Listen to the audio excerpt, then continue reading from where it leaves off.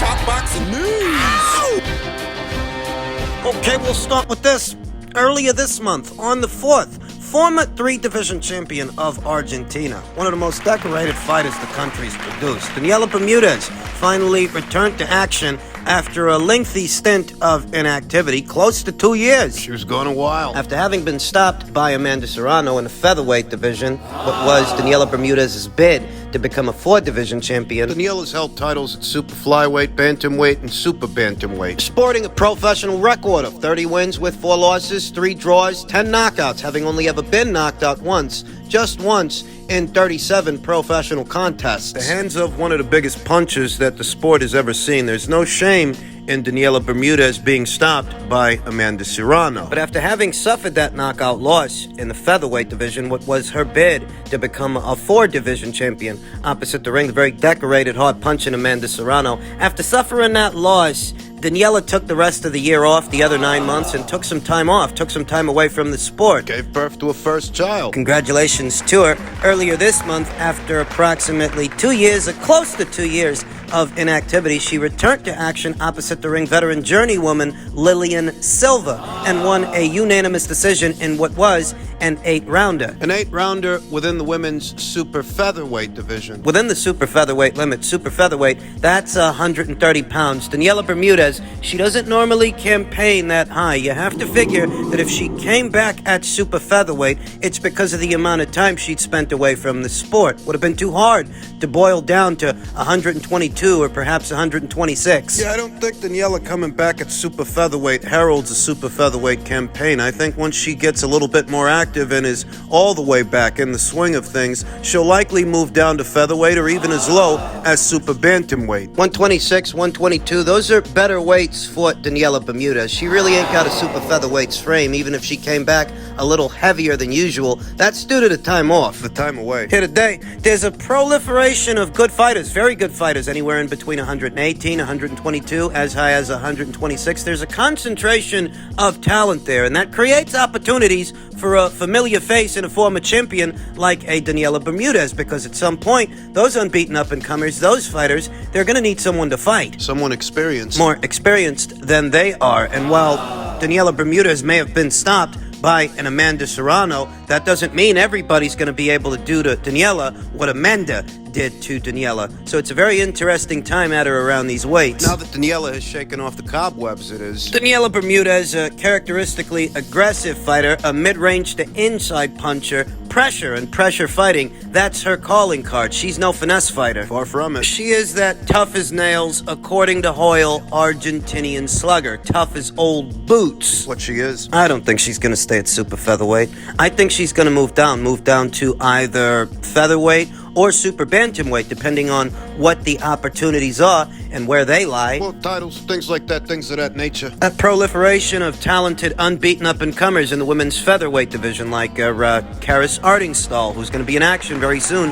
on the undercard of Okoli versus Light. Unbeaten up-and-comers like Karis Artingstall, unbeaten up-and-comers like Germany's own Sophia Leash, Australia's Sky Nicholson. Raven Chapman. She's going to be in action very soon. These are some of the fighters that a more experienced fighter like a Daniela Bermudez may bump into. At featherweight, she might. At 126 pounds, down there at 122. Fighters like Ali Skotny and Ramla Ali. UK fighters. Fighters like Poland's own unbeaten up-and-comer, Laura Grzev, who's going to be in action very soon opposite the ring, Italy's own Maria Secchi. Fighters like Daniela's own countrywoman, Nazarena Romero. Hard-punching Nazarena Romero. Those are just the unbeaten up-and-comers. What about champions? Champions like Mayerling Rivas, who's got the WBA title. Yamilet Mercado, who's got the WBC. Her countrywoman, Deborah Dionysius, she's got the WBO. Shernika Johnson of New Zealand, she's got the IBF. The realistic opponent options now that Daniela Bermudez has successfully rebounded off the loss to Amanda Serrano, and I do anticipate she will move down gradually, but she will move down to either 126 pounds or as low as 122. I'm not sure that she can make 118 pounds bantamweight. I'm not sure that she can make that weight anymore. 33 years old? Perhaps not. Not after giving birth to her first child. At those weights, Daniela Bermudez is one of the more formidable fighters. 122, 126. She can give a lot of girls a run for their money at or around those weights. A lot of champions, too. I anticipate it may be another 1 or 2 fights, another few fights before things really get interesting for Daniela, but it's good to see her back. Daniela Bermudez of the Fighting Bermudez sisters. Daniela, Evelyn, Roxana. Don't really like Daniela's chances of winning an alphabet title in the women's featherweight division, mostly because Amanda Serrano is that division's undisputed champion. She has all the belts there, and she already beat Daniela. Chances are a lot better at picking up an alphabet title down there at 122 pounds. It's super bantamweight. And we'll see if she don't go down there. We'll see what the rest of the year holds for former 3-division champion Daniela Bermudez.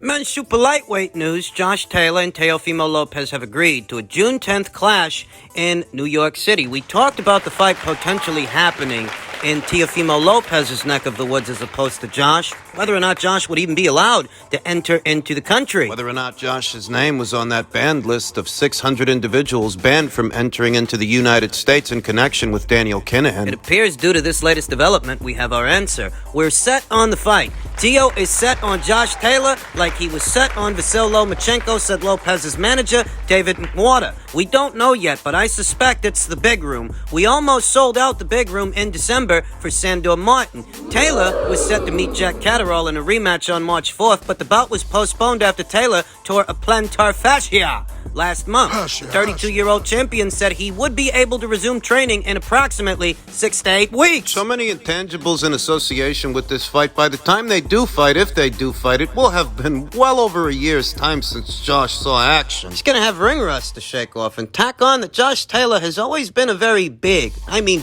super lightweight. How's he making that weight? Can't imagine that's gotten easier over time. Though at the same time, because the fight's all the way out there in June, that does give him adequate time to prepare to make the weight, but can he make the weight match fit? Intangibles. Boxer, the UK-based promoter of the Taylor-Catterall rematch, failed to place the rescheduling language in the contract, multiple sources said, which freed Taylor to move on to the Lopez bout. Boxer spokesperson Matty Lawless tweeted, "Our position at Boxer is that we have a legally binding contract with Top Rank. Therefore, we will not be making any further comment at this stage. Further on down the line, Jack and me can still fight," Taylor told Sky Sports last week. "This fight versus Lopez is a much bigger fight than the Catterall fight, and it's a harder fight. He is a much higher caliber of opponent. He has been at a higher level. He's been in with better fighters. He's done the business." Taylor defended his undisputed championship against Catterall last February.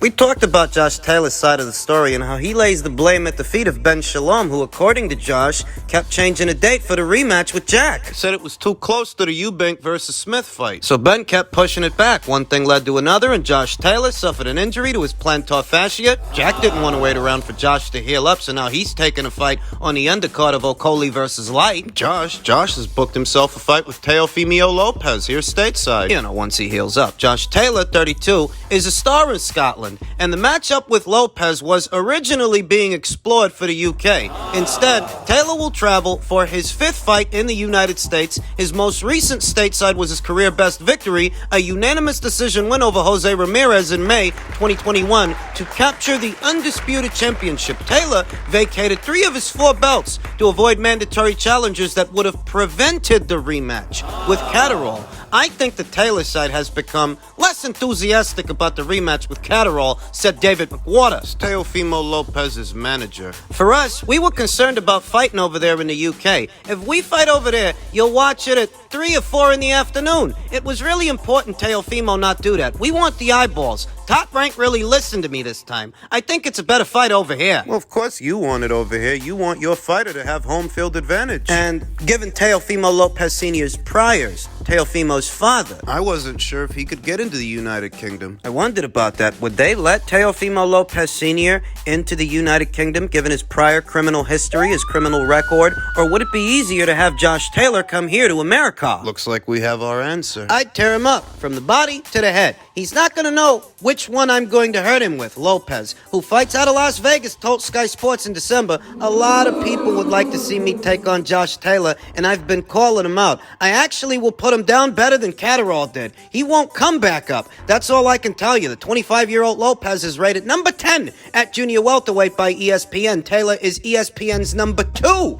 junior welterweight. Taylor must fully recover from yet another injury first. The plantar fascia connects to the heel, bone and toes to create the arch of the foot. Why are you talking like that? And tearing one is considered a highly painful injury. That's what Josh Taylor's nursing going into this fight with Teofimo, on top of a lengthy stint of activity. Inactivity. As stated the night of, it will have been well over a year's time, a year and some months, since Josh Taylor's last fight. So not only is he coming off an injury, he's got ring rust to shake off. Though at the same time, Lopez hasn't been looking his best. He looked like shit with Sandor Martin. He's just 2 fights into his super lightweight campaign. Doesn't seem to be at 140 who he was at 135. So the question here is, who's catching who at the right time? Is Teofimo catching Josh at the right time, or is Josh catching Teofimo at the right time? Is the Teofimo-Lopez fight for Josh an easier fight than the Jack Catterall rematch would have been? It's a legitimate question, and there really is only one way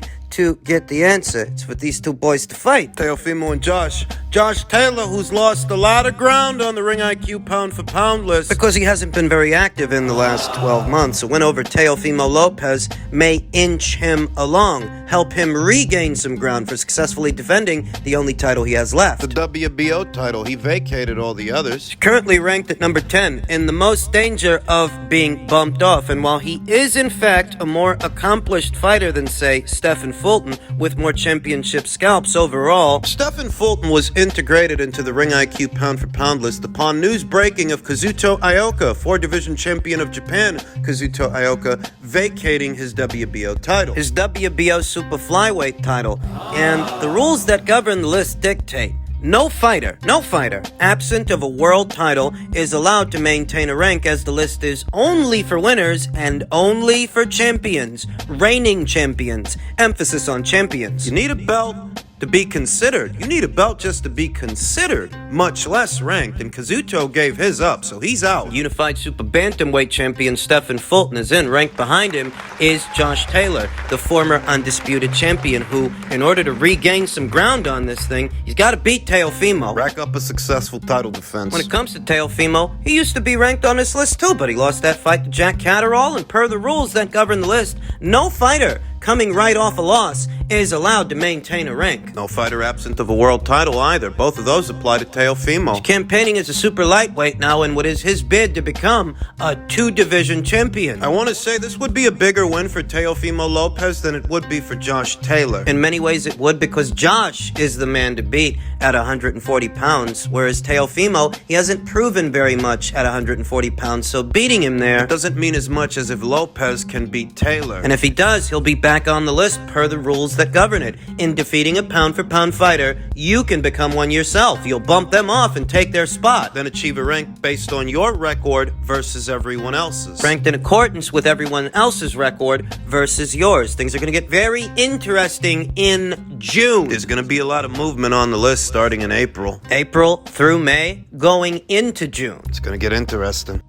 And finally, in men's heavyweight news, the ongoing negotiations between the two remaining champions at heavyweight, Tyson Fury and Alexander Usyk. Big John Fury, Blowhard Fury, says Tyson will not accept 50-50 with Usyk, quote-unquote, fall in line. Does that blowhard ever shut up? The idea that Usyk is supposed to just fall in line with what Tyson Fury wants, even though seemingly it's Tyson Fury who costed Usyk all that money in Saudi Arabia, as Usyk already accepted his side of the deal per Bob Arum's own comments. All that stuff about a location not being ready on time is bullshit. I never believed that. I still don't. Now the fight is being moved to the United Kingdom, and whilst that's good news for UK fans, the development brings with it a fresh set of negotiations, as the oil-rich purses of the Middle East are no longer available. It's believed that Fury's side find half and half unacceptable. Didn't you ask for a 50-50 split with Deontay Wilder ahead of your fight with him, and didn't you get it? The first one, when Tyson Fury had no belt, didn't have much marquee value. Not at that time. He didn't have marquee value at that time either,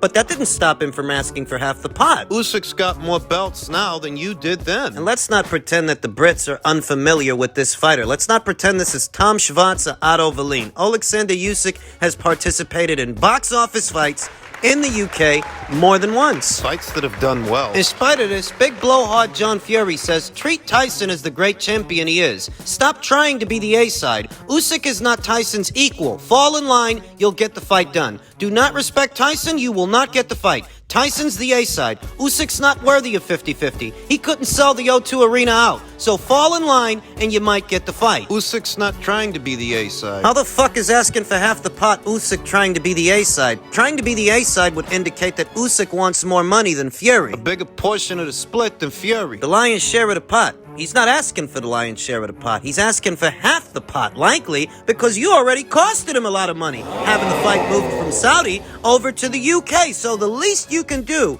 is compensate him. If you want the fight. A lot of people feel like Tyson Fury doesn't. Hell, a lot of people are already blaming him. I took a sample size poll of approximately 700, little over 700 individuals and counting. And I've conducted similar polls in the past as soon as all of this kicked off. And based on what the sample size poll shows, the overwhelming majority of people that voted feel this is Tyson Fury's fault. Done this more than once. It's come back the same way every single time. You can conduct a poll like this one anywhere on any social media platform, here, on Twitter, Facebook, and I guarantee you the results are going to come back the same. Everybody blames Fury. If the fight falls apart, he'll be the one held responsible. People are sick and tired of the soap operas, the dog and pony shows. Usyk is not a guy who struggles to get fights done. And that's consistent. Tyson Fury is. There are issues with almost every fight he's involved in. And that's consistent. You might have one or two guys with about 30 alt accounts between them arguing on Tyson Fury's behalf via social media, but it's not working. These guys ain't got nothing but time. Nothing but excuses to try and wrap this around Alexander Usyk's neck and blame him if the fight collapses. But people, they're not buying it because they're used to Fury's BS by now. Not everybody thinks Tyson Fury's that big a charmer. It's mostly guys that live in campers. You can't substitute an Usyk fight with a Joshua fight because Joshua's busy. You can't substitute an Usyk fight with a Joyce fight because Joyce is busy. You don't fight this guy to go into another Derek Chisora kind of situation. It's an outright duck. That's how the majority of people are going to look at it. The majority of people that you're hoping continue to pay to see you fight, buy tickets to your fights, and purchase the pay-per-views at home. They're going to think you're a big, fat fucking duck.